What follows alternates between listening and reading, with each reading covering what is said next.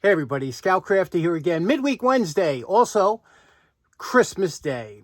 Merry Christmas, very special day for all of us here. Wonderful holiday, birth of Jesus, the whole thing, Santa Claus. We love all of it. And we got a couple things to talk about today. First off, I want to thank my good buddy Dean Collins from the heart of Route 66 Automobile Museum. You know, Dean's been a kind of a sponsor of the show for many years. He sent over for my cats a Christmas present of a bunch of Temptations, which they are loving. Anybody that owns a cat knows they love those treats. So, Dean, thank you so much for that. And today I was going through, as we were wrapping, still last minute wrap-ups, even though it's Christmas Day. I was going through some memories of mine of Christmas Day and years past. You know, it's funny.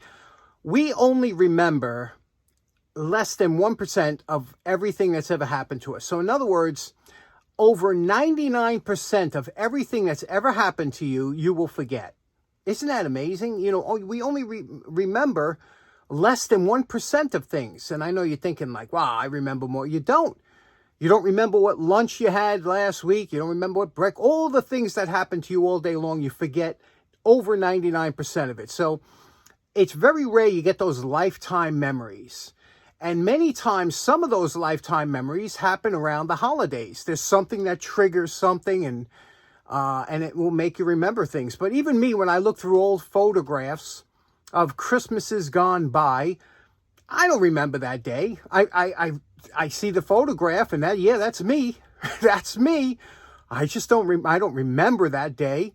But that's what's nice about photographs. Photographs really help, you know, put your life together. You can look back at photographs and you could smile and think about people that have passed on. And, you know, it's a wonderful thing. You know, I don't know how many people are going to have photographs. Everything's on their phones today, you know, and then one phone gets passed to another or whatever the case. Digital media is not something that's permanent. And it's funny how the old black and white photos seem to hold up much better than the old color photos. For some reason, the color photos seem to have faded through the years. But like our memories, maybe, right? But good memories. And some of the memories we had was, when I was growing up, the big part of Christmas was getting new toys. I was a big toy guy. I love toys. Still do. And I look back at some of those pictures now, and I wish that whoever was taking it, my mother or father was taking those pictures, I wish they would have focused in more on the toys that I got, because I can only see little bits and pieces of them. And I say, oh yeah, I remember that. Brand new mint condition Tonka car carrier, and all these other things. But, you know, I didn't get to see much of it through the photographs, but there I was.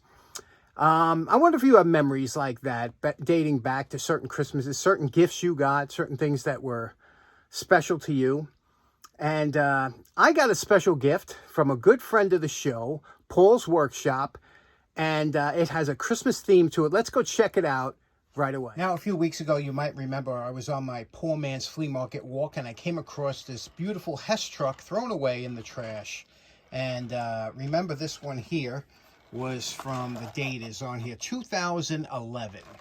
Well, we had a lot of fun with this, right? But my good buddy Paul from Paul's Workshop, Paul and his son sent over this. Look at this.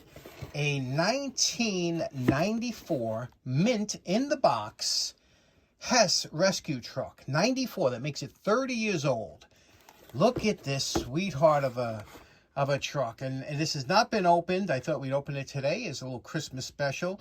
Boy, they really put a lot of time. I love the graphics on some of these boxes, how they did, and it really was attractive. Here you could see the back of the truck here.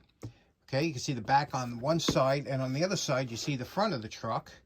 Okay, and it had all different, you know, the box art over here, it told you about what the features of it was. It did come with batteries. I think separately they came with Energizer batteries, but again, like I said, 30 years old. So let's open this up, see what it looked like. A time capsule. Okay, I guess we'll open it from the front. Here is the front here. Pull this tab open. And okay, the first thing you see here, very interesting, is a $1 off super detergent 93 octane. Remember when gas stations, which I'm a big fan of, gas stations used to compete with each other and have different, not only different grades of gas, but they would put more detergent. Mobil was always one that they said they put more detergents in and things like that. That would make you want to visit their gas station. This here is like I said, a coupon, $1 off. It does expire $19.95. So I think if I brought this in, it wouldn't be good. But there it is. Look at that. The cardboard's still in here. Let's pull this out and see what we got. Okay. So there we go. Nothing here. The cardboard on top. Wow, look at this. Isn't that absolutely... Isn't that beautiful? What joy we had as kids getting something like this, you know?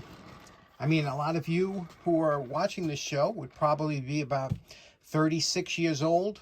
Might remember this because you were probably about 6 or 7 when you got one of these. And, but look at this. This would all go quickly in the trash, right? If you were a kid, you wouldn't save any of the packaging.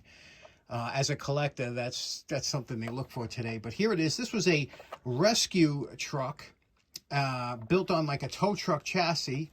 They called it, and it had an extension ladder here. Okay, it had would look like almost like hydraulic pistons, and then it would swivel. This would swivel, ratcheting, very nice. And of course, whenever you have a ladder or a boom, you have to have kickouts. There you go. These little kick out here that would come down and give you support on both sides so that your truck would not tip over when you went from side to side. A lot of detail in here. Rubber tires that say actually Hess on the tires. I don't know if you could see that. They really put a lot of work and effort into these trucks, didn't they? Let's get some batteries in here without any further ado and see what this bad boy looks like all lit up. That's always the fun part. This right? White button gives a horn, gives a siren, and it gives backup lights if you want to back up. So let's see it in the dark where this thing really shines. Okay, here it is all lit up. Look at the work they go through. They illuminate all the Hess insignias, the front of the truck, the headlights, over here, the marking lights on top. That's just fantastic. The door light, obviously the siren lights here. We have the Hess 94 lit up in the back. The tail lights lit up. And again, the door insignia lit up along with the parking lights on the side.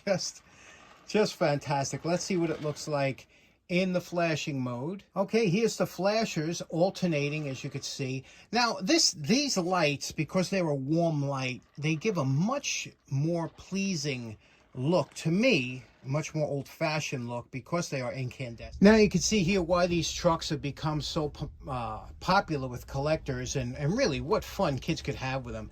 It's a little different than the Hess truck I had when I was younger. This was the type of Hess truck I had when I was a kid. Now, I don't know what year this is. This might be the kind of reproduction of the early one, but this is what they kind of look like, and they were, you need a lot more imagination. This was the extent of the lights that the early ones had, and you can see here, it was a far cry from what they have today. They had 2 headlights and tail lights, but we thought that was the coolest thing ever. Just those 4 lights on there. Okay, so in closing, like I said, kind of a short one today. I still got to do some wrapping and whatnot. Also, special thanks to Dean again, and also to Paul and Paul Jr. for the great Hess truck. And if you want to meet up with, hopefully Paul will be at Jacktown. He came last year. We're going to have a spectacular Jacktown this spring. Tons of giveaways. Meet a lot of YouTube creators. It's going to be the place to be. So put it on your calendar now. This spring, Jacktown in Bangor, Pennsylvania. You're going to have a wonderful time. I'll have more about it before then. It's going to be the place to be for 2025.